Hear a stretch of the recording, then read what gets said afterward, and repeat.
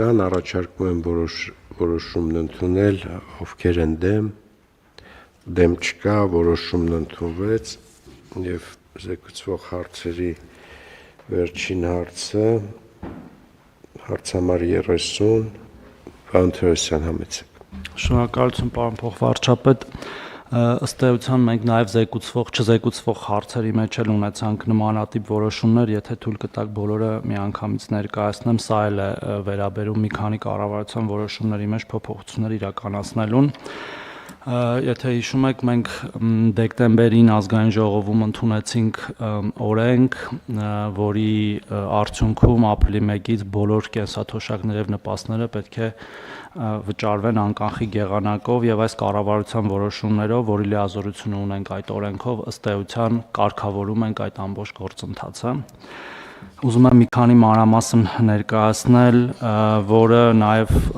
թույլ կտա մեր քաղաքացիներին նաև ինքնուրույն այդ որոշումը կայացնել, մինչև արդեն օրենքի ուժի մեջ մտնելը։ Ինչպես արդեն նշեցի, ապրիլի 1-ից բոլոր կենսաթոշակները եւ նպաստները վճարվելու են անկանխիկ եղանակով։ Մինչև սույն թվականի մարտի 5-ը մենք խնդրում ենք մեր բոլոր կենսաթոշակառուներին եւ նպաստառուներին ինքնուրույն ընտրել վճարող կազմակերպությունը, բանկը եւ ինքնուրույն ստանալ բանկային քարտ, որի վրա հաջորդ կենսաթոշակը կամ նպաստը կփոխանցվի անկանխիկ եղանակով։ Եվ եթե դա մինչև մարտի 5-ը տեղի չունենա, մենք դա անելու ենք ավտոմատ եղանակով։ Այսինքն, քանի որ կլինեն քաղաքացիներ, որոնք որ եւ օբյեկտիվ եւ միգուցե նաեւ սուբյեկտիվ պատճառներով դա արած չեն լինի, մեզ անհրաժեշտ է լինելու նաեւ բավական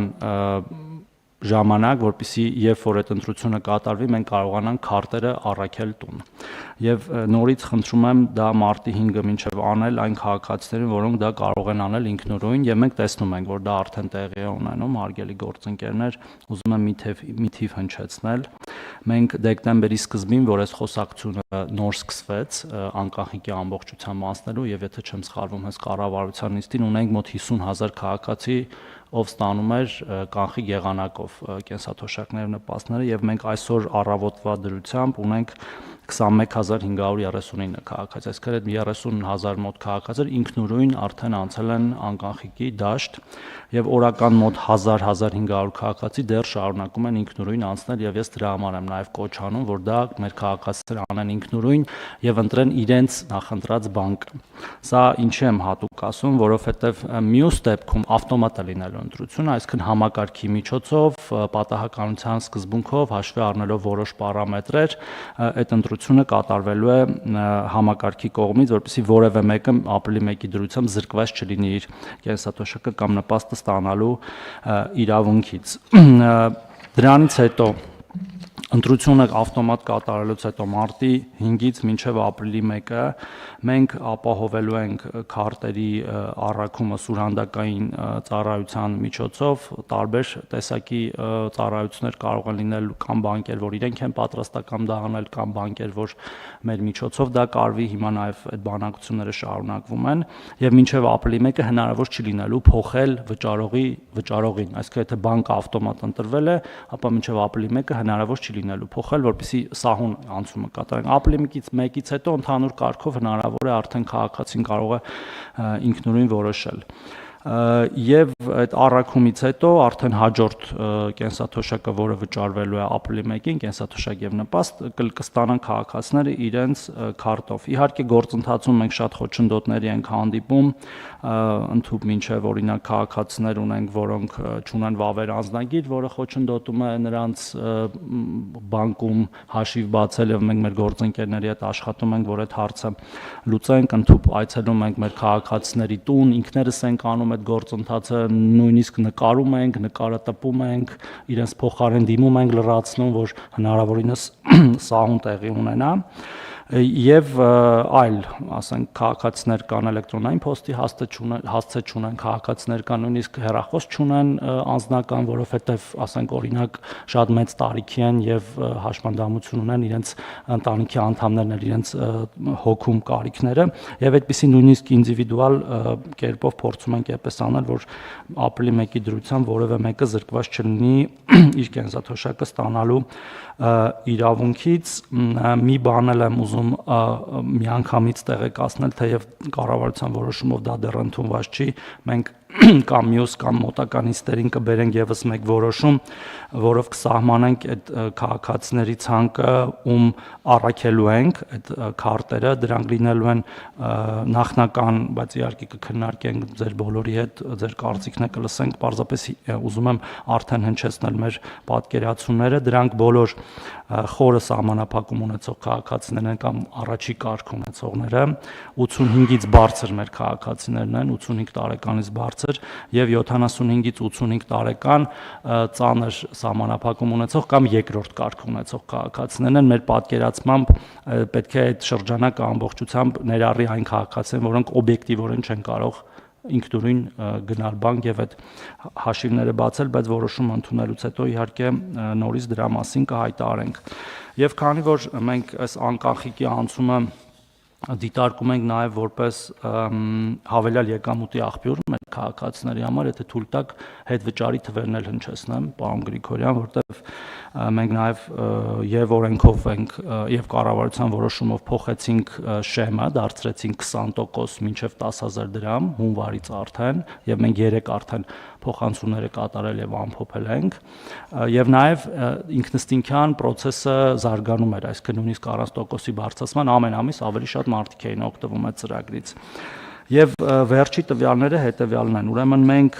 415,228 քաղաքացի ունենք արդեն օգտվող այդ ծրագրից հունվար ամսվա ընթացքում, ի համեմատ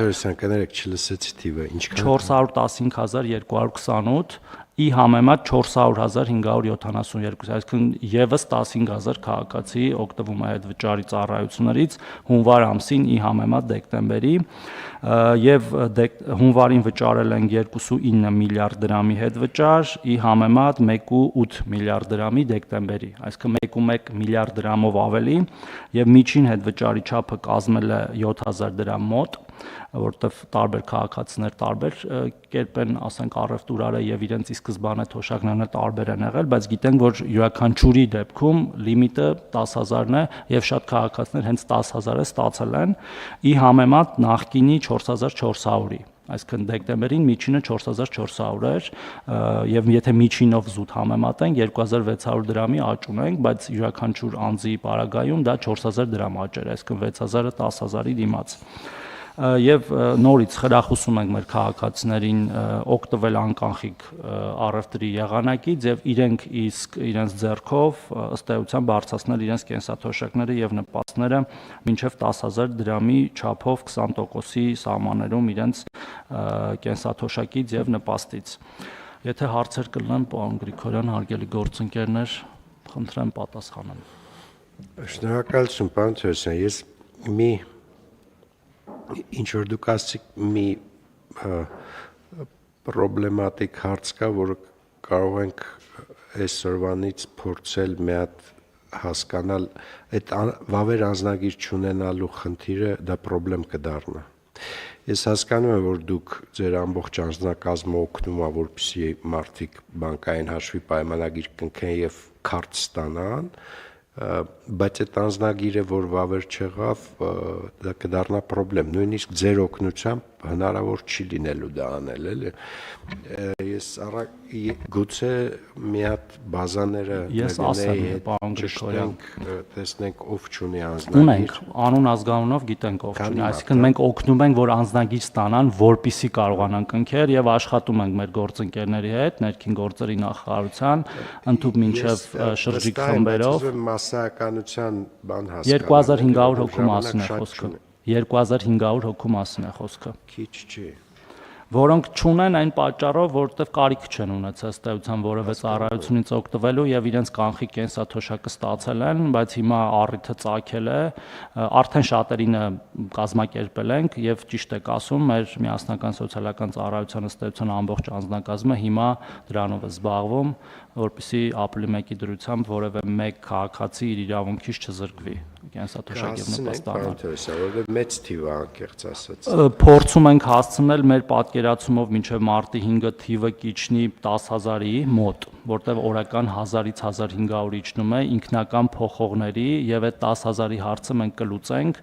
Չեմ բացառում, որ շատ, ասենք, հատուկենտ դեպքեր ինչ որ ինդիվիդուալ պատճառներով պրոբլեմատիկ լինի, բայց միևնույն է նրանք չեն զրկվի իրենց կենսաթոշակից եւ նպաստից, որտեղ դա այնուամենայնիվ փոխանցվի, կդեպոնացվի հետո։ Այո, որտեղ հաշիվները ավտոմատ կբացվեն, սրանք հատուկ բնույթի հաշիվներ են, որ մեր դիմումի հիման վրա են բացվում բանկերում եւ բոլոր քաղաքացիները կստանան իրենց կենսաթոշակը եւ նպաստը։ Իսակցիան ինքը շատ մեծ դիսկրետ բանա բեռա լինելու թե կարողանանք բաշխենք ու անել այդ անձնագրերի նորացումը։ Չէ, պարոն Գրիգորյան, մենք ինտենսիվ պարոն Թորոսյանի եւ անձնակազմի հետ աշխատում ենք, հատկապես ինտենսիվացրել ենք նաեւ մեր շրջիկ սպասարկման գրասենյակների կողմից այցելությունները, տարածքներ եւ նաեւ ունենք տնայցերի ռեժիմ եւս, փորձելու ենք հնարավորինս ամբողջ ծավալը սպասարկենք մինչեւ պարոն Թորոսյանի նշած ժամկետը, բայց այն պայմաններում, երբ որ նույնիսկ չհասցնենք որոշ անձնագրեր տանք, միևնույնն է իրավունքը պահպանվելու, այսինքն կծածկենք այս հարցը։ Չեմ ասում, որ դա ինչ որ չեմ էլ ուզում ցայտնոտ լինի, ուղղակի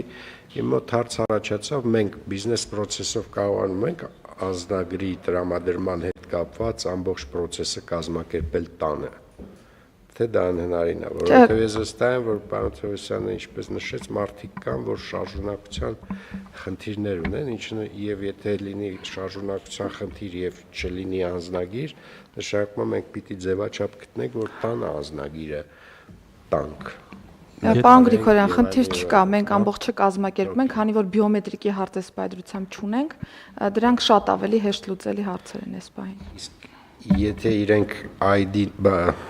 նույնականացման քարտը ունենան, անձնագիր չունենան, հնարավոր է նույնականացման քարտով անել, ես կարծում եմ հնարավոր է, չէ։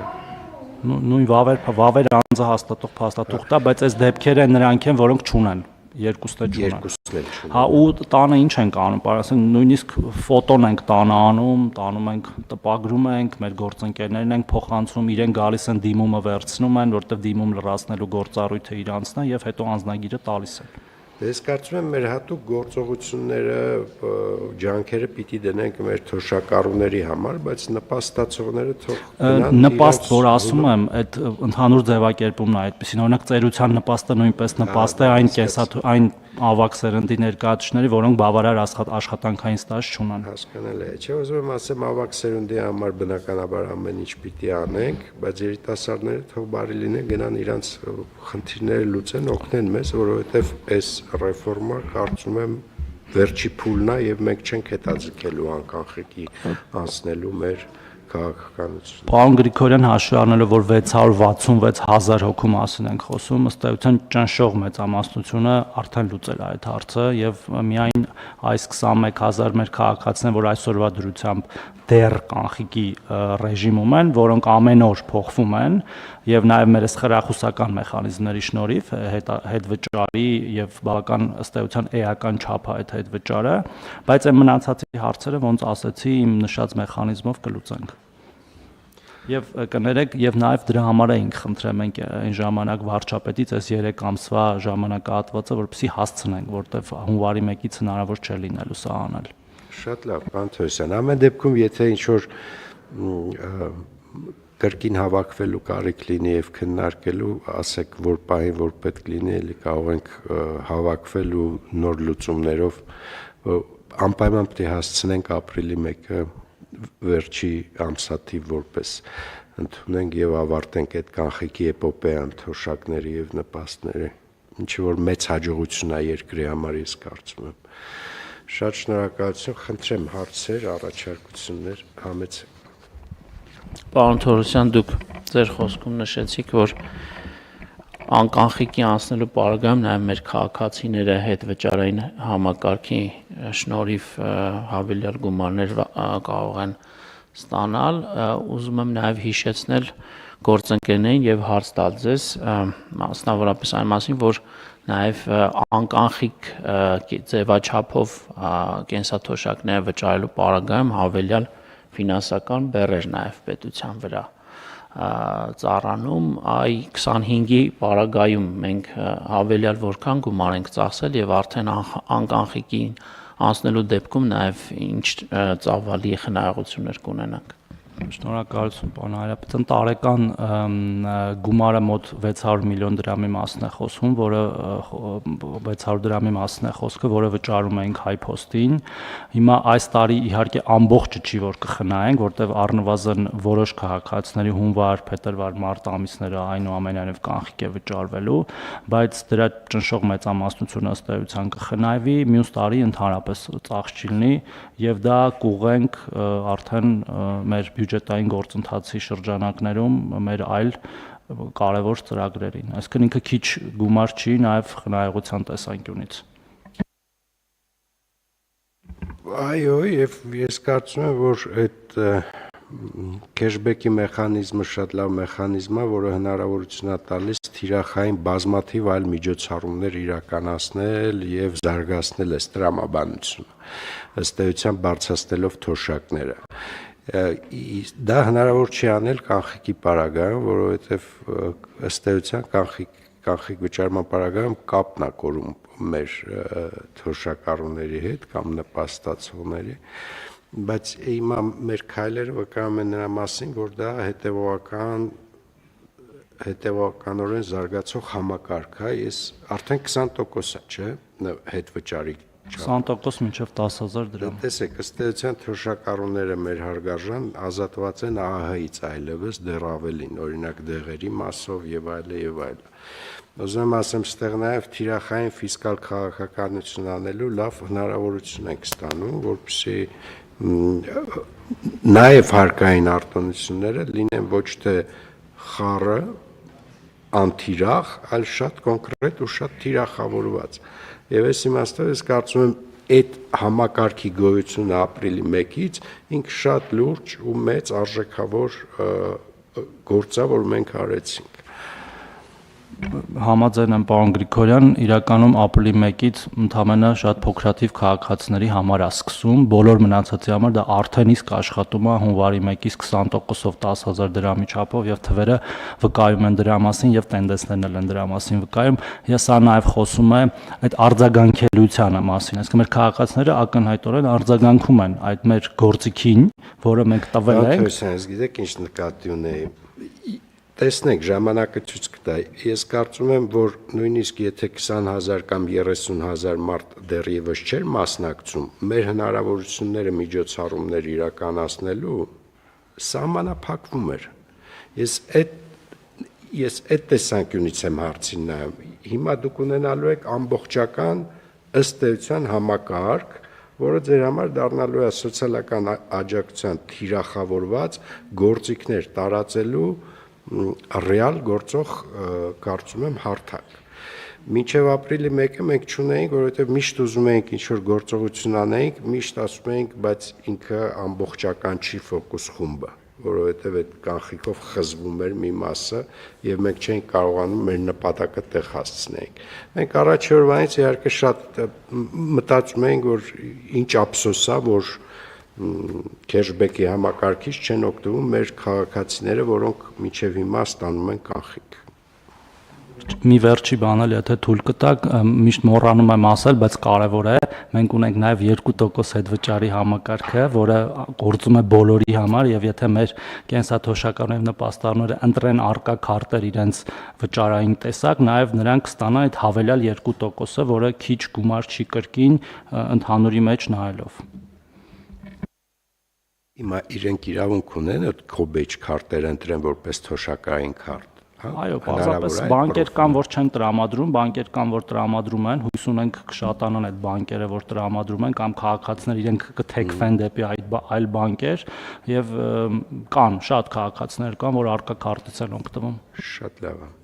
շատ լավ է։ Խնդրեմ հարգելի համեցեք Տիկին Ավանեսյան։ Շնորհակալություն, ես մի փոքր լրացում ուզում եի անել, պարոն Գրիգորյան, ձեր ասացի շրջանակներում, որ այս նաև տեղեկատվությունը մեզ հնարավորություն է տվել ոչ միայն սոցիալական քաղաքականության թիրախավորման, այլ հենց նաև առողջապահական ծախսերի առումով շատ ավելի խնդիրները հասկանալու եւ մեր նաև միջոցները ուղղելու այդ խնդիրները լուծելուն։ Մենք բոլորս գիտենք, որ մեր ավագ սերնդի ներկայացուցիչները եւ դա արդեն փաստվում է նաև հավաքագրված տվյալներով, որ ծախսի հիմնական ուղղություններից մեկը դեղորայքի, քրոնիկ դեղորայքի գնման գործընթացն էր, եւ ըստ էության մեր 65+ քաղաքացիներին պետությունը ապահովագրելով մեծամասամբ նրանց հենց կենսաթոշակային ծախսերի մի հատված վերցրեց իր վրա, ինչը նաև ազատում է միջոցներ այլ ծախսեր իրականացնելու համար։ Պարոն Գրիգորյան, իհարկե մենք մեր ուրեմն վիճակագրական տվյալները կամփոփենք եւ կներկայացնենք, բայց մի քանի օրինակով ասեմ, որ մեր միջին էլեկտրոնային դեղատոմսի արժեքը, որ այսօր մեր 65+ քաղաքացիները քրոնիկ հիվանդությունների մասով ստացել են, մի 10,000-ից ավել է, այսինքն մենք ունենք 5,000, 10,000 մինչև 20,000 դրամի ամսական արդեն պետության կողմից փոխհատուցված գումարներ։ Սա նշանակում է, որ այս մեր քաղաքացիների կենսաթոշակի խնայողության առումով նման պատկեր ունենք։ Շատ լավ։ Այդ հատուցումը ապահովագրության մեխանիզմով է։ Շատ լավ։ Այս իրականության մեջ նո հիմա երևի մոտ ապագայում ես կարծում եմ այդ երկու համակարգերը համադրելով շատ հետաքրքիր նոր արտոնությունների մասին կարող ենք խոսել։ Խնդրեմ հարգելի գործընկերներ, համեցեք։ Պարոն Գրիգորյան, ձեր մի դիտարկմանն եմ ուզում արձագանքել, երբ ասացիք, որ ըստ էության այս համակարգը դառնում է մի գործիք հետագայում ավելի թիրախային սոցիալական քաղաքականություն իրականացնելու համար։ Ես կարծում եմ պահից, երբ որ մենք կկարողանանք ոչ միայն վճարման փաստը, վճարման գումարը ֆիքսել, այլ նաև այդ վճարումը թե ինչի համար է արվում, դա ֆիքսել, այդտեղ կարող ենք այդ թիրախայնության մակարդակը ել ավելի մեծացնել, օրինակ այնպիսի ապրանքների նկատմամբ, որոնք համարվում են առաջին անհրաժեշտության ապրանքներ, սա իրոք մեծ հնարավորություն եւ դաշտ է բացում նման բանի համար եւ հուսով եմ դա կունենանք ինչ-որ մի պահի։ Ես կարծում եմ, որ դա հաստատ կունենանք, պարոն նախարար, որովհետեւ այն տվյալը թվային, որ մենք ստանում ենք անկանխիկի քարտի օգտագործմամբ, հնարավորություն է տալիս կոնկրետ մինչև ապրանքի արտոնյալ գին ապահովելու գործիքակազմ կիրառել։ Ես հիմա իհարկե երևի էլի քննարկումներ կունենանք ավելի մանրամասն մի ուրիշ առիթով կխոսենք, բայց ես դեղորայքը հենց դրա համար էլ օրինակ բերեցի, որովհետև ըստ էության անկանխիկ գնված դեղորայքի պարագայում թվային տվյալը, որ պետությունը ստանում է, մենք տեսնում ենք, որ ծախսը արվել է դեղորայքի վրա, որովհետև ՀԴՄ-ով այնուամենայնիվ կամ երևում է կամ շատ շուտով այլևս երևալու է, որ այդ ծախսը արվել է դեղորայքի վրա եւ շատ կոնկրետ առնվազն տուփի մակարդակով։ Ինչը նշանակում է, որ եթե մենք մտադրություն ունենք այդ իմաստով օժանդակություն կամ աջակցություն իրականացնել, ինքը շատ կոնկրետ է լինելու, շատ կոնկրետ քարտի վրա է լինելու, որով այդ գնումը կատարվել է, որովհետեւ ստիպված չլինենք էլի շատ մոտավոր գլոբալ ֆիսկալ արտոնություններ քննարկել, որը առաջի հերթին արդյունավետ չի այն թիրախի համար, որի համար մենք մտածում ենք, որովհետեւ մենք որպեսզի այսօրվա իրավիճակում որպեսզի թոշակառուն արտոնություն ունենա դեղ գնելից, այդ արտոնությունը ես էլ եմ ստանում, որովհետև մենք թիրախների ենթակառուցվածքներ չունենք, ինչը նորմալ չի։ Այս ենթակառուցվածքը ես կարծում եմ այդ իմաստով շատ կարևոր նշանակություն ունի։ Այլ կարծիքներ, հարգելի գործընկերներ, կարևոր հարցի հետ կապված։ Առաջարկում եմ ընդունել որոշումը, ովքեր են դեմ չկա, որոշումը ընդունվեց, շնորհակալություն, պարոն Թորոսյան, նիստը ավարտվեց, շնորհակալություն։